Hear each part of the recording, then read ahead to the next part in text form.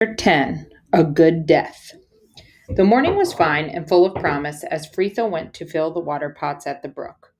She and the others had been at the village now for many days. Sigwulf had given them a hut to live in, and though it was a tumble-down place, between them they had made it comfortable enough. Each night before they slept, Wulfstan and Siniag would sit together discussing what should be done next.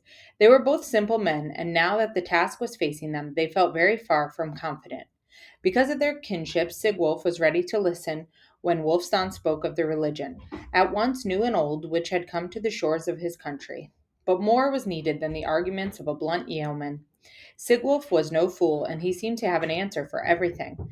This god was in our country before, Sigwulf said reasonably, and our gods rose against him and cast him out. He cannot be cast out. He is everywhere, Sigwulf. This I swear to be the truth, Wulfstan said. He waits only for you to call on him. I don't know about that, kinsman.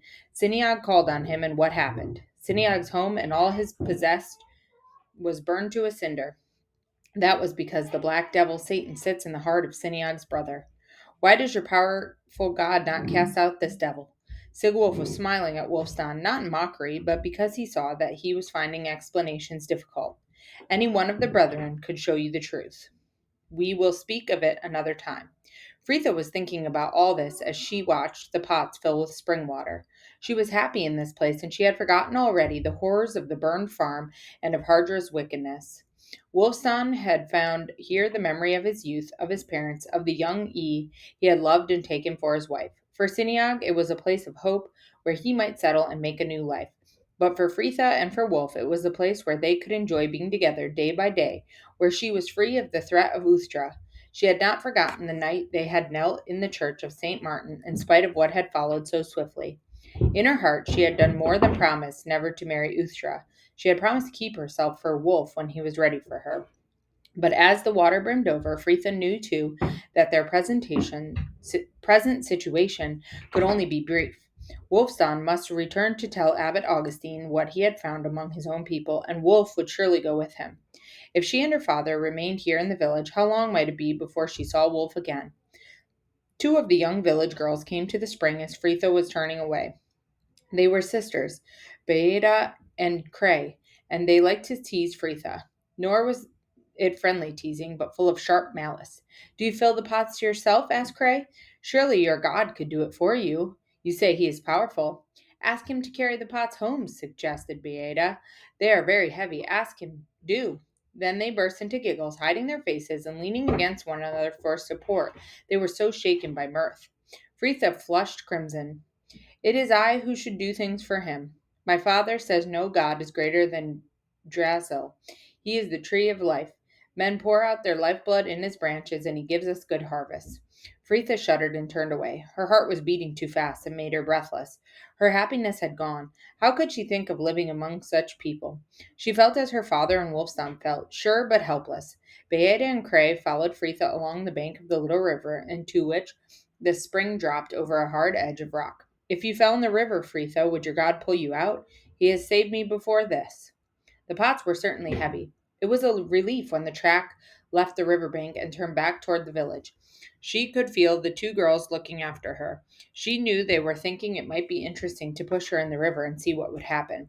As though to prove their malice, a stone hit her hard in the small of the back, and she nearly upset the water pots. The girls burst out laughing.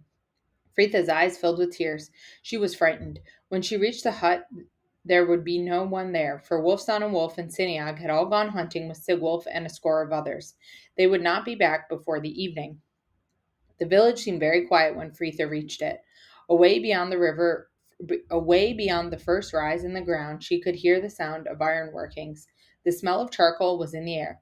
10 or 12 small children playing about among the dwellings seemed the only possible company. Then Fritha saw their mothers busy about the usual task, cutting and stacking wood, watering the goats, driving the pigs to root among the acorns and beechnuts in the forest, or scouring cooking pots with sand and setting about the preparation of the evening meal. Sigwulf's wife Hedda had brought the great armfuls of bracken and was spreading it to dry. Later she would use it for bedding. She shouted to her two children as she did so, for they were teasing a neighbor's goat. Then she saw Fritha and called to her, "Help me with this, will you? There's another lot to be carried." When you need more for yourself, I will help you. Fritha went gladly to help Hedda. The bracken was young, still curling, which made it soft and springy. This was the best time to cut it for bedding. When it had grown taller and coarser, it was good litter for the animals, or bound with coarser heather that grew in the open parts hereabouts and made thatch for the roofs. When it was youngest of all, barely springing, putting up green shoots, straight and tender, then it was good boiled and eaten. Are you content here, Hedda asked Fritha, as she spread and shook out the bracken that smelt sharp and salty, as though it had been dipped into the ocean. Will you live here? Will your father stay? She smiled at the girl and said, nodding her head in a pleased way, My brother Eagle would be glad to have you for his wife. He is not a Christian, Fritha said as quickly and firmly as she could. He will be a Christian if you wish, replied Hedda easily. Fritha smiled and then frowned. She did not want to offend Hedda. She knew that Wolfson had been right when he said only last night, The time has come to fetch one of the brethren to speak to them. Her father had seemed to think it was too soon, but even Fritha was able to see that someone with authority must come soon, or great damage would be done. At noon, the women took bread and ale to the men working at the forge or in the fields. Hedda called Fritha and asked her to help. The children came too. They all walked without haste through the forest in the shade, then left the trees, made for the open tilled land, where Hedda's father and her brother Egil were working. It was a warm and pleasant day.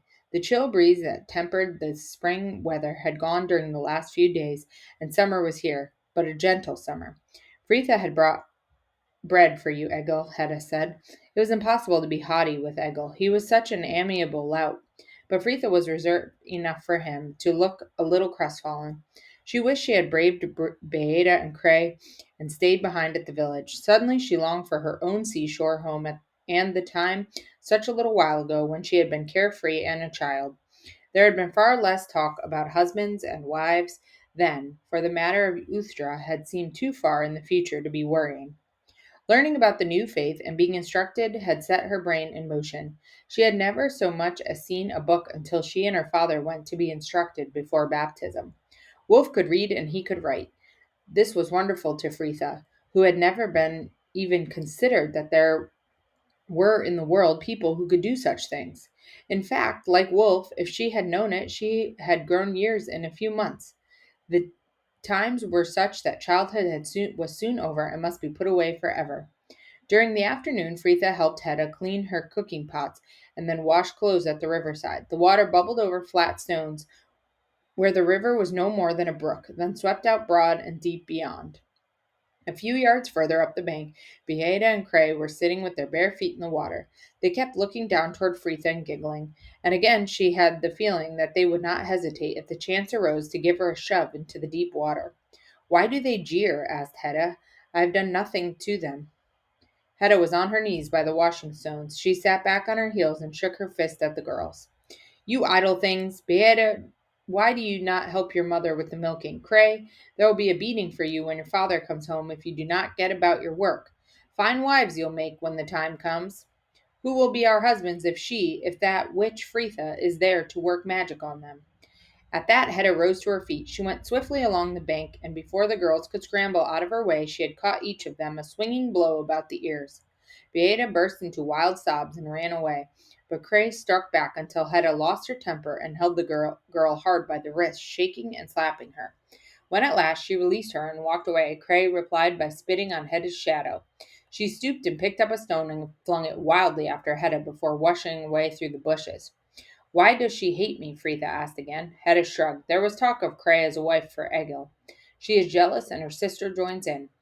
Fritha longed to cry out that she would rather die than be Egil's wife, but since Hedda was his sister, this did not seem wise or kind. Increasingly, she grew impatient for the return of the hunters. She looked restlessly at the sky. The sun was shifting and descending now, but it was still many hours to twilight. Carry these, Hedda said, pushing a load of wet cloth into her arms. We'll hang them over the bushes nearest the hut. Fritha took the dripping bundle and walked up the track a few paces before Hedda. From there, the village was out of sight. There was a small, steep climb before the first hut was reached. But as she started up the little path worn deeply by the feet of women coming daily to the water, Fritha heard voices. She heard a woman cry out as though in horror. Then came a babble of confused cries. For a second, Fritha stood frozen. Hedda called out, What is it? Something's happened. A disaster. As she spoke, she began to leap up the track toward the village, with Hedda behind her, stumbling and panting. The children, Hedda cried, the children! Terrible, wild conjectures filled their imagination that raiders had swooped down and would carry them off, that the village was burning, that a pack of wild beasts had come out of the forest to devour everything in sight. They reached the clearing and saw at once that none of these things had happened. The hunters had returned. Their kill was slung down in a heap, the huge body of a stag arched over a mound of hares, rabbits, and birds. But the men were clustered around a figure prostrate on the ground. Someone killed in the hunt, cried Hedda. Not Sigwulf, not Sigwulf. She rushed past Fritha, who stood helplessly, deafened by the beating of her heart, unable to look. At Hedda's approach, the crowd parted a little to let her through. Was it Sigwulf? No, for there he was, on his knees, beside the man on the ground. Wulfstan, then? Wolf, or only some stranger? Still Fritha dared not look. She shut her eyes and stood rigid, waiting for a voice. Fritha, someone said, come quickly. It was Hedda, who had returned, and took her by the hand and led her forward. Siniag, Hedda said.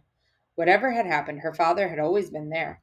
When her mother died, when the sea came in one spring and swamped their home, when the farm was burned and Hardra threatened death, Siniag had remained firm and steady. Wolf was at Fritha's side. It was a huge boar, tusked like a bull, the greatest kill of the day, and it was to be mine. All the men agreed. They stood back, but I slipped, Fritha. I slipped like a fool. Siniag sprang forward, and it was he. It was he. Is he dead, Wolf? He cannot live. Fritha's heart steadied, and she grew calm. She moved forward, and they made a way for her. Siniag was lying with his head on a heap of bracken, and someone had covered him with a cloak. His eyes were open. There was blood trickling from his mouth. The tusk gored him, Sigwulf said in a low voice. There was a swampy ground. He slipped, as Wolf had done. He fell, and the beast trampled and gored him. His ribs are broken, his lungs are pierced. It is a wonder we got him here alive. Accustomed to death and violence, they were hushed by it none the less. A man dying in a battle might expect a glorious afterlife with the gods, but a man dying by accident, how would it be for him? And they stared uneasily at Wulfstan, who was kneeling by Siniag and praying aloud, praying frantically for help, for comfort and strength. No god is strong enough to save him, Sigwulf said quietly. He must go. O God Almighty, prayed Wulfstan over and over, take his soul in mercy. God our Father in heaven, call Siniag home, who saved my son. Fritha put her head down close beside her father's, and without moving any part of him, but his eyes, he seemed to come from very far away to greet her. His lips did not move, but his eyes smiled. She slid her hands into his and held it. Then his gaze moved heavily and slowly from Fritha's face to another close by her. She knew he was looking for Wolf. He reached for Wolf's hand and laid it with her own beneath Siniag's. Their two hands felt his heart beating, now faintly, now leaping like a fish against a net, desperate to escape. Now Wulfstan was silent, his face buried in his hands. He was utterly stricken by his own pitiful inadequacy. He knew too little. He who had been saved and taught and brought back to his homeland to speak of his beliefs. He knew nothing now save that Siniag must die, and there was none near to speak over him those last prayers which might comfort his departing spirit. When Wulfstan ceased praying, the silence was intensified among the rest. There was no sound but Siniag's difficult breathing. His eyes had closed now, but his hands laid over Fritha's and Wolf's seemed to have some strength in it. Quite suddenly he moved. He gave a harsh cry and raised his head. His hand grasped at the two beneath it. He tried to speak, and then cried in a loud, clear voice that made many of them there cower in something like terror. Into thy hands, O Lord, into thy hands, into thy hands. He could not manage any more, or perhaps he had forgotten, for he was a very simple man, and what he had learned had been committed to a memory untrained. He looked for an instant puzzled and worried. Then his eyes closed slowly and gently, and he sank back with a sigh, almost comfortable. His grasp slackened and broke altogether as his fingers opened. Father, Fritha said. He did not open his eyes again, but he smiled. His smile began very gently, then widened until his face, in the moment of its dying, became joyful and almost happy. They all moved forward to see him, for though he was gone from them now, the sign of his great contentment remained upon his dead face, and he looked like a young and carefree man again, placed with some task ably performed. It was a good death, someone said. They all began to murmur and to nod their agreement. A good death it had been, full of courage and grace, almost as good a death as in battle. Yet not so good, for their warriors could be sure to return, if need be, in another body to fight again. He will not return, nor would he need to, said Wulfstan. Where he has gone, the battle is over. He will live forever in peace and honor and joy. No one answered this for a long time. They stood looking at the dead man's smiling face. For the first time since Wolfstan had returned among them, they seemed to be considering. Then Sigwulf took Wulfstan's arm and raised him to his feet. With his hand on Wulfstan's shoulder, he said gravely, "Fetch your priests here, then, kinsman. We will shelter them and protect them if they will teach us to die as well as Siniag died. This is my solemn oath, to shelter, to protect, to learn." And he looked around him at the men there, and one by one they nodded in solemn agreement. Aye, to shelter, to protect, to learn.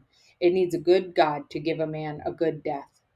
At the next sunrise, Wulfstan turned his back on the village and headed once more for Canterbury. Hedda had tried to keep Fritha, and Egil had offered to take her for his wife, but Fritha knew Wulfstan would not consent, and she was never afraid. Her own father had bound her to Wulf with his dying hand. She said good-bye to Hedda sadly for all that, for it was the first time any woman had treated her as Hedda had done, and more than a child. The brief friendship had given Fritha new confidence. The return journey was quiet. Their loss was very heavy upon them, and Fritha wept often. But warring with her their sorrow and their loss was the knowledge that Siniag's death had not been wasted. It was he who had proved the best missionary of them all. Because of the fine weather and the urgency of the message they carried, they made good time on the return. On a fair soft morning they came with sight of the city. They looked down from rising ground and suddenly saw that great numbers of people were on the roads.